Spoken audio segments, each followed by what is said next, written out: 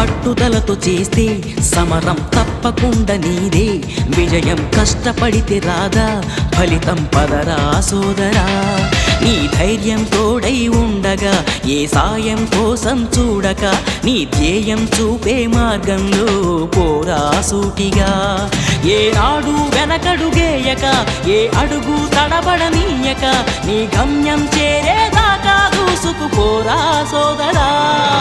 పట్టుదలతో చేస్తే సమరం తప్పకుండా నీదే, విజయం కష్టపడితే రాదా ఫలితం పదరా సోదరా.